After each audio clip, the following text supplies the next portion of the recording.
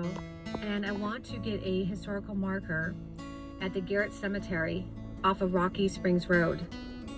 That cemetery, the people who are buried there are my ancestors. My family has lived in Granger County, Tennessee, actually at Bean Station from 1782 to 83 until about, I would say 1917 to 1919, when my great-grandmother, who was a widow, took her 4 children, Robert, Claude, Rachel, who was my great-grandmother, and Thomas, to Knoxville. And because her husband, my great-great-grandpa, died in 1917, that's William Henderson. At the Garrett Cemetery, who was buried there, well, that's part of the family story. And basically, as you know, Tennessee became a state in 1796.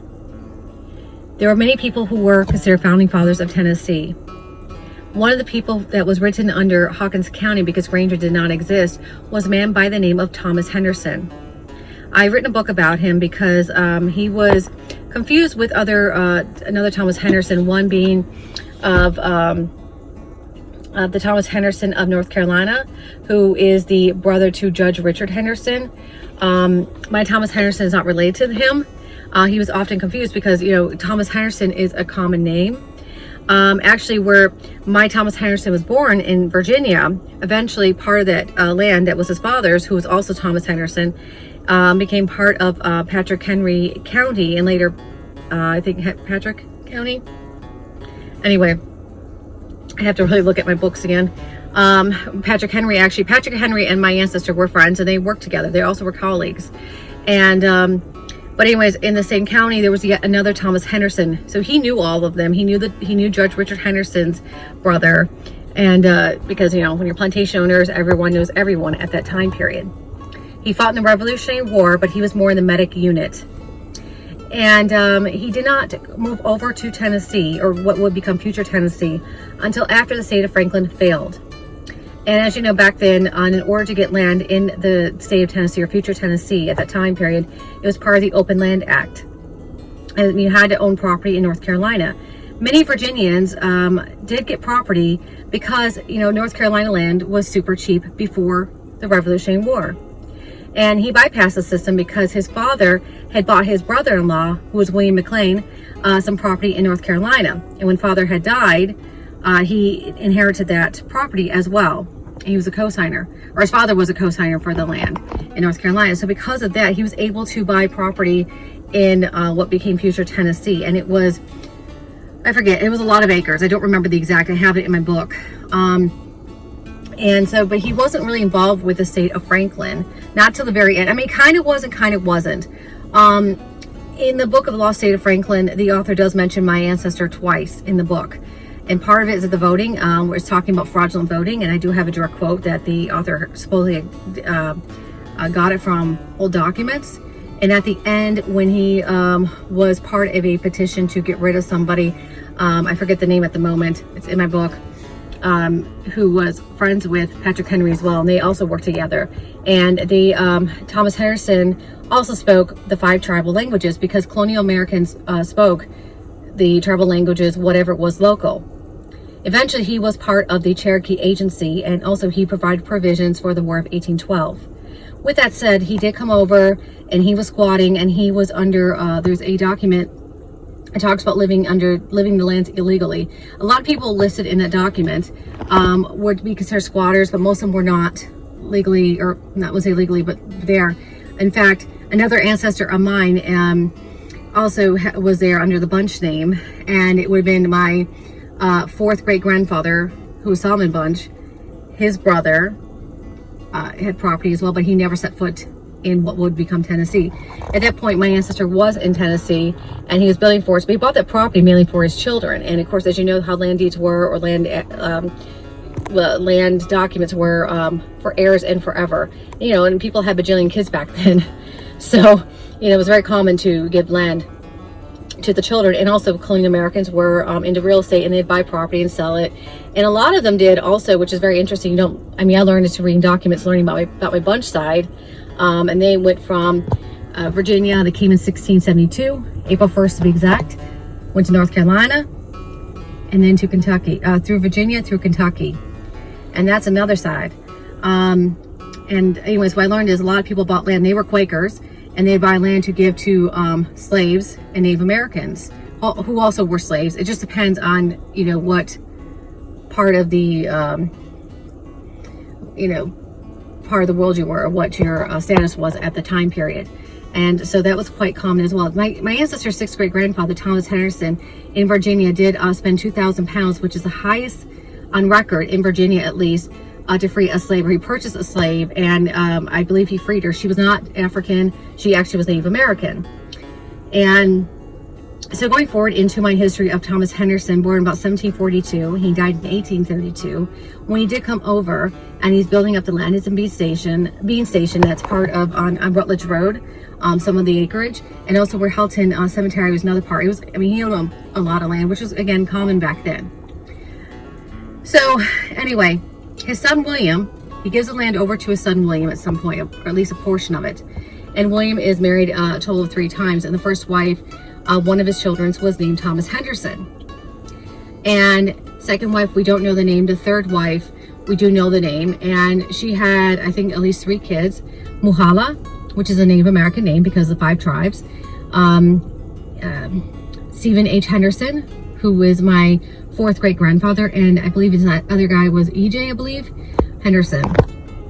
And when William Henderson died unexpectedly, he was murdered, we believe.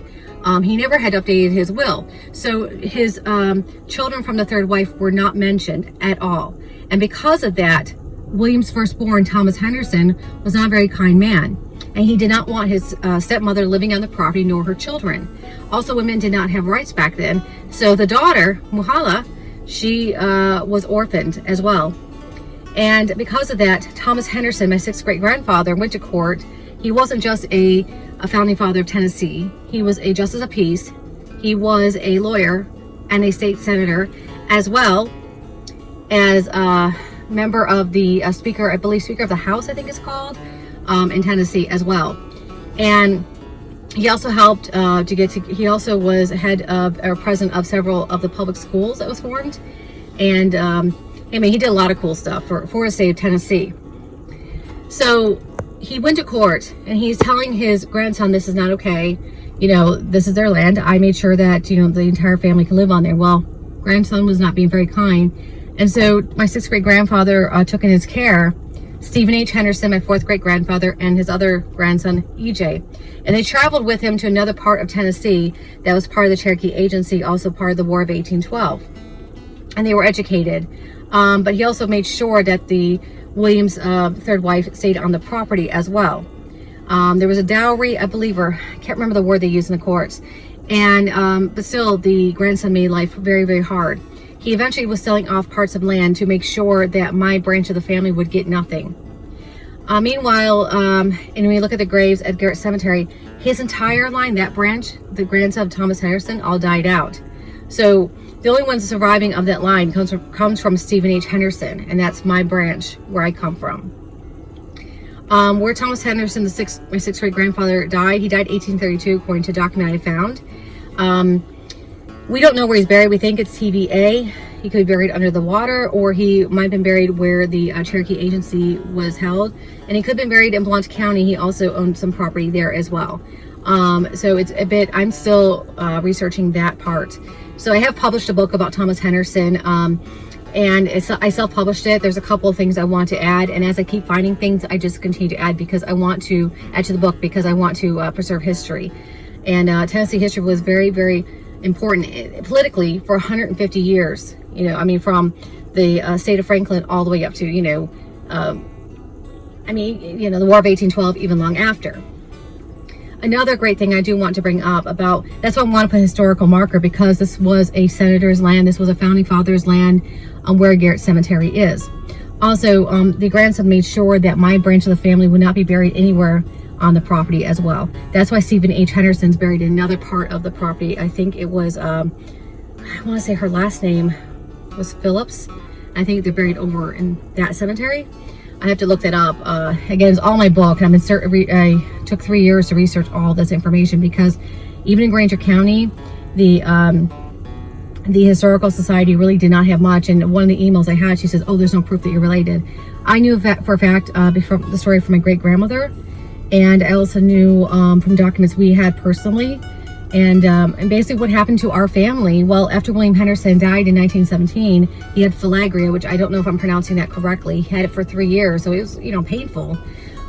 His wife, Martha Sanifer, whose father was from Claiborne County, he was a reverend, a very well-known Reverend Floyd Sanifer, and you know, there was nothing for widowed women to do, and she was grieving, you know, her husband. She had 4 children, and that's why she went to Knoxville, and the rest is history. And if you look at the Hilton Cemetery, where William Henderson is buried, there's an space there, and that was for Martha, my great-great-grandmother, to be buried, as well as his children if they happen to stay in the area.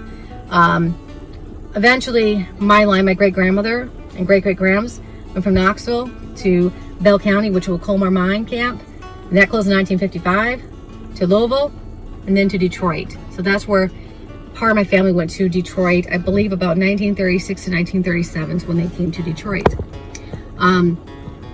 So that's really about my family. And I have documentation where there was a scandal with Andrew Jackson was uncovering a scandal from I forget the name of it, but it was like a land scandal, and a lot of people were involved. And he accused my ancestor about that. And you know, Andrew Jackson's a bit fiery of his personality.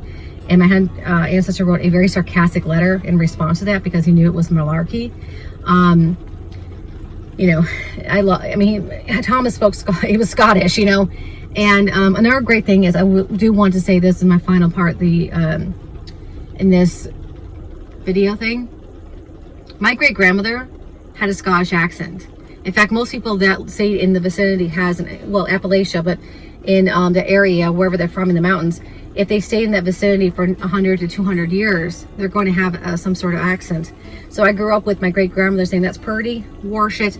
And when I was in Bean Station this past weekend, not one person said, oh, that's Purdy, it's Warshit. Did not have that accent, because we have television, because we have social media, because we have YouTube, and accents are starting to get muddled. I just wanted to bring that part up because I thought that was cool.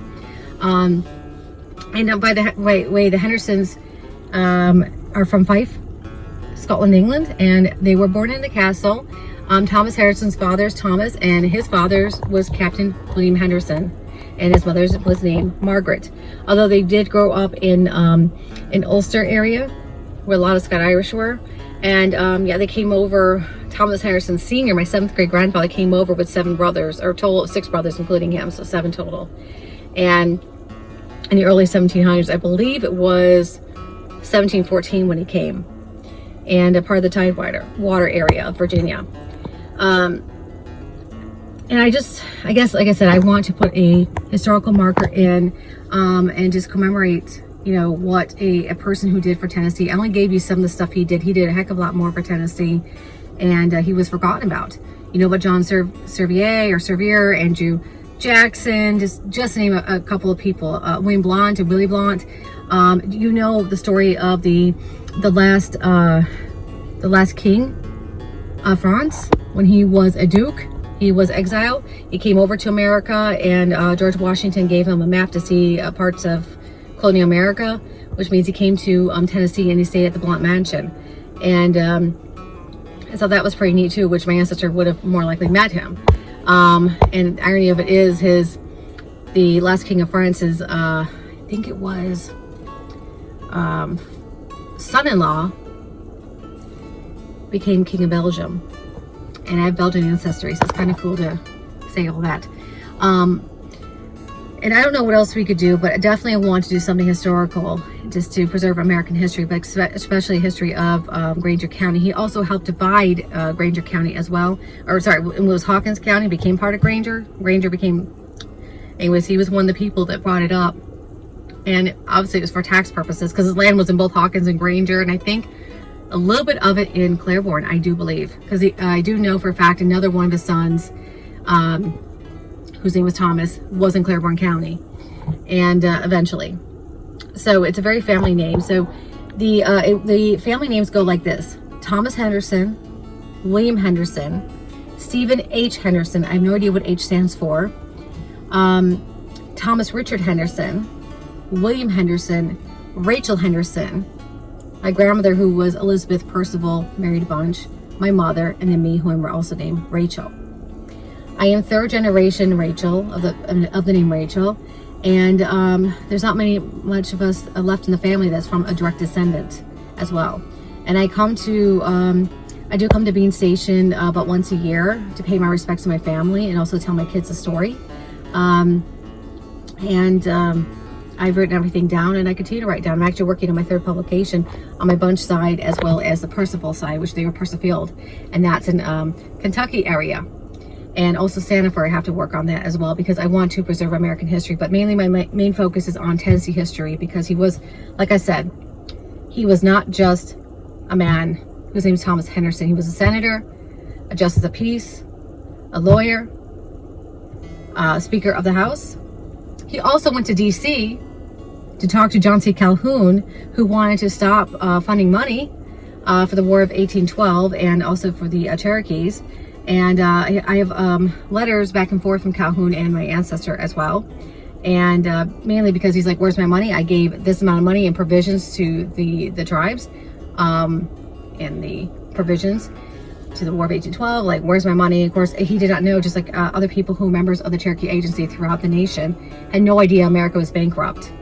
And my family, and of course anyone who was members of the Cherokee Agency, never ever got paid. And so, and could you imagine that, going to the bank like, hey, since 1812, like nobody, or 1814, no one's paid any of us. How much do you owe? You know. But yeah, anyway, sorry, sarcastic history jokes that aside. So yeah, that's what I want to do, and that's my story. Our family just never left. We just had no choice because of the times for a widowed woman. There was just nothing to do to raise 4 children. And I'm thankful for everything my family has done, and I continue to tell my children. I have 2 kids, and I continue to tell them the stories that's passed down since the 1700s.